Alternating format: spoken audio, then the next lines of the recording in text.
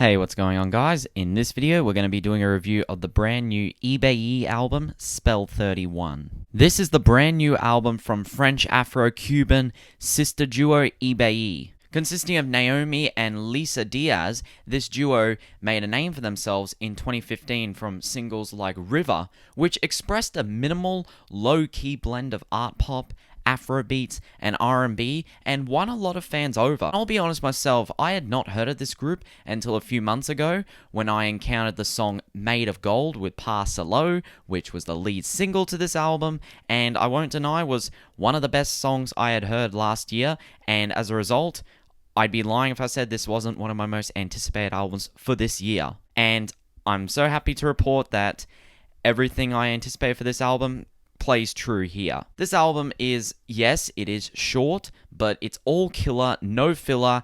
It still continues to extend beyond Ibeyi's knack for minimalistic blends of R&B, art pop, but on this album going a little bit more spiritual, a little bit more gospel, and a little bit more, or a little bit less electronic, I would say. Making room for some more authentic instrumentals, but still incorporating the minimalistic undertones. And I really think that on a lot of tracks on this album, Ibeyi have managed to perfect the art of minimalism from the R&B and art pop undertones and the heavy percussion and luscious chord-driven instrumentals for a lot of these. And despite how minimalistic a lot of these instrumentals are, there's just something so luscious, delicate, beautiful, transcending, captivating, and mystical about these that I can't get enough of. Because yes, there's a difference between something being more basic and something being minimalistically beautiful, and this album on a lot of points is minimalistic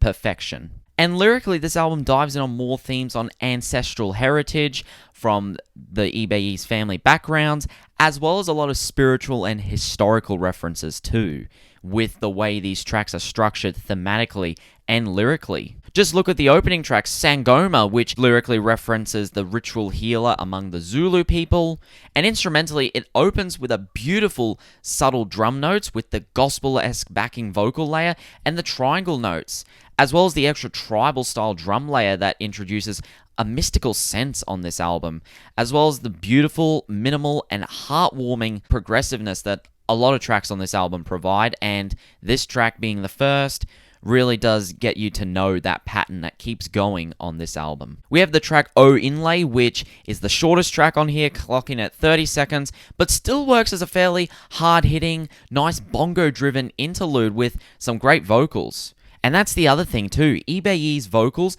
have always sounded great, but on this album, with some of the more harmonic and mystical elements added to these instrumental layers, just sounds even more fitting and just really sounds like something from heaven on a lot of these tracks, including the next track, Made of Gold, which I had said was a lead single that introduced me to the group, and I loved it as a single, and I still absolutely cannot get enough of it in the album. From the raw, plucky, and hypnotic percussion and the bass lines, as well as some of the horn lines in the background that drives this instrumental, it's just, the entire track is complete killer. All of this that's being provided at the start, because once I said it's very minimal, it sounds like that what sounds like there's not a real lot going on, or what sounds basic, actually has more to it when you look into it and hear it deeper. This also gives way to beautiful vocal harmonies, killer verse from Parcelo, one of his best ever, and lyrically makes for a strong and powerful statement of their connection to the power of their ancestors and its role on self-realization. Next we get the song Sister to Sister, which is just nothing more but a fun, cute, sweet, slow-burning, percussion and Keijo-driven banger with them reflecting on their strong maternal connection as sisters and how important it's been for them, and some referencing their past, including some cute lines about dancing to Shakira in the mirror, as well as giving their soul to the river, representing the song Rivers, which got them this success. So yeah, just a very sweet, fun, one of the best sister bangers I have ever heard. Next up, we have the song Creatures Perfect, which opens up with one of the more harder hitting instrumentals on this album, but even this instrumental is not very in your face. It's still quite subtle, but the song itself is a more harder hitting, self-assuring slow burner, which opens up with some nice guitar chords and percussion with powerful vocal delivery in the chorus, which helps pick up the instrumental layers and the vocal layers that's in the background and tightens the song's message that eventually leads to a beautiful string-driven closing. Next, we have the song Tears Are Our Medicine, which is probably the most simple instrumental here, but it does not take away from the beautiful qualities of this track. So it opens with some more simple but clean bass with some slightly haunting vocal samples that sounds like a scary spiritual voice you would hear from cold gushes of wind when walking in a forest. That's the vibes I get from this. This basically drives most of the song, except for some parts where we get some acoustic guitar layers towards the end. But despite being so simple, the low-key vibe combined with the twins' amazing and pristine vocal deliveries and its passionate and reasoning lyrics about tears symbolizing a sign of release and healing, it makes for another highlight on this album, among many, of course. But despite all this, nothing could have prepared me for the beauty of the track that comes in the form of Lavender Red Roses with Jorja Smith. I'm not kidding you guys when I say this. This is one of, if not the best song I've heard all year. Instrumentally, once again, all the minimalistic layers within the instrumental all coincide beautifully. So everything I talked about with the instrumental layers contrasting so well, it's basically at its peak. It's basically at the threshold on this track. From the subtle sliding chords mixed with the bongos, the bass line and the synth chords and luscious keys that emerge within the beautiful chorus that both the twins and Jorja Smith deliver beautifully, it's really the lyrics that sells me over this song. The lyrics tie into Greek mythology and is inspired, and the details of them and the characters represented by the sisters and Jorja Smith inspire the story of Cloth, Lachesis, and Anthropos, who are basically three sisters where one was the victim of a troubled relationship that really was taken over their life, but this person just really wanted to do what they could to keep this relationship going, keep this person from going towards the darkness and bring them to the light, but then finally coming to realize with the help of her two sisters, one being the one analyzing the situation and the other being the one that cuts the rope, which is also represented in the music video, which you should check out.